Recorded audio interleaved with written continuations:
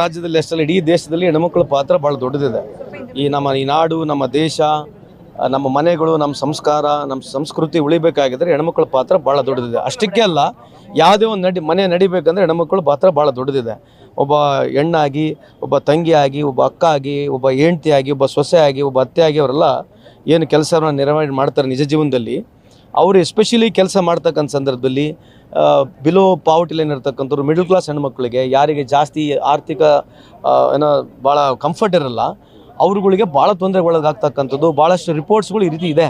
So ಯಾವಾಗ ಮೆನ್ಸ್ಟ್ರಿಕಲ್ speed ಇರ್ತದೆ, generally ಆಗಿ ಅವರಿಗೆ ಮಾನಸಿಕ ಒತ್ತಡಗಳು, ಮಾನಸಿಕ ತೊಂದರೆಗಳು ಆಗ್ತಕ್ಕಂಥದ್ದು ರಿಪೋರ್ಟ್ಗಳನ್ನ ಮನೆಗಂಡಿರ್ತಕ್ಕಂಥ ನಾನು ವೈಯಕ್ತಿಕವಾಗಿ ಇದರ ಬಗ್ಗೆ ಒಂದು ಸ್ವಲ್ಪ ಅಧ್ಯಯನ ಮಾಡಿ ಒಂದು ಕಮಿಟಿ ಕನ್ಸ್ಟಿಟ್ಯೂಟ್ ಮಾಡಿದ್ವಿ. ಆ ಕಮಿಟಿಯ ರಿಪೋರ್ಟ್ ಇತ್ತು 6 days ಕೊಡಬೇಕಂತೇಳಿ. ನಾವು 6 days ಬೇಡ 12 days ಮಾಡಬೇಕೆಂಬುದು ಒಂದು ನಿರ್ಧಾರಕ್ಕೆ ಇವತ್ತು ಸಚಿವ ಸಂಪುಟ ಒಪ್ಪಿಗೆ ಕೊಟ್ಟಿದೆ. ಅದಕ್ಕೆ ನಾನು ವೈಯಕ್ತಿಕವಾಗಿ ಎಲ್ಲ ಸಂಪುಟದ ಎಲ್ಲ ಸಚಿವರುಗಳಿಗೂ, ಸನ್ಮಾನ್ಯ ಮುಖ್ಯಮಂತ್ರಿಯವರಿಗೂ, ಉಪಮುಖ್ಯಮಂತ್ರಿಗೆ ಅವರಿಗೆ ಕೃತಜ್ಞತೆ ಹಾಗೂ ಅಭಿನಂದನೆ ಸಲ್ಲಿಸಲಿಕ್ಕೆ ಇಚ್ಛೆ ಬಯಸ್ತೇನೆ. ಸರ್, ಇದು ಖಾಸಗಿ ಮತ್ತು ಸರ್ಕಾರಿ ಎರಡೂ ಕಡೆಗೆ ಇರುತ್ತೆ ಹೇಗೆ?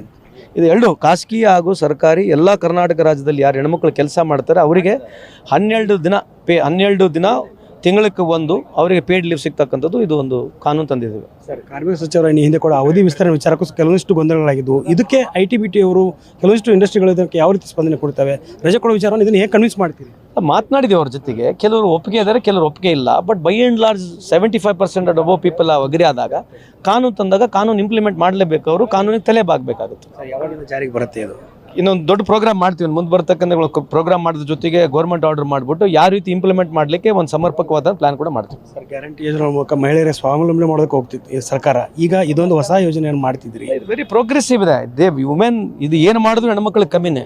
ಇದರಿಂದ ಒಂದು ಅವರಿಗೆ ಮಾನಸಿಕವಾಗಿರ್ತಕ್ಕಂಥ ಆ ಒಂದು ದಿನಗಳಲ್ಲಿ ಒಂದು ಸ್ವಲ್ಪ ಅನುಕೂಲ ಆಗ್ತಕ್ಕಂಥ ಒಂದು ಪ್ರಯತ್ನ ಮಾಡಿರ್ತಕ್ಕಂಥದ್ದು. ಸರ್, ಮನೆ ವಿಚಾರ, ಸಚಿವ ಸಂಪುಟ ವಿಸ್ತರಣೆ ವಿಚಾರ, ಪುನರಚನೆ ವಿಚಾರ, CM ಅವರು ಅಕ್ಟೋಬರ್ 13ಕ್ಕೆ ಔತಣಕೂಟ ಆಯೋಜನೆ ಮಾಡಿದ್ದಾರೆ. ಇದ್ರ ಬಗ್ಗೆ ಪ್ರತಿ ವರ್ಷವೂ ಕರೆದಾರೆ, ಕಳೆದ ವರ್ಷವೂ ಕರೆದಾರೆ, ಈ ವರ್ಷವೂ ಕರೆದಿದ್ದಾರೆ. ಸೊ ಮೋಸ್ಟ್ಲಿ ನಮ್ಮ ಎಲ್ಲ ಸಚಿವ ಸಂಪುಟ ಕರೆದ್ಬಿಟ್ಟು ಜನರಲ್ ಆಗಿ ಮಾತನಾಡೋಕ್ಕೆ ಡಿಸ್ಕಷನ್ ಇದೆ. ಕ್ಯಾಬಿನೆಟ್ ರೀಶಫಲ್ ಬಗ್ಗೆ ನಮ್ಮ ಹತ್ರ ಮಾತನಾಡಲ್ಲ. ಯೂಶಲಿ DCM ಅವರು, CM ನವರು ಹಾಗೂ ಹೈಕಮಾಂಡ್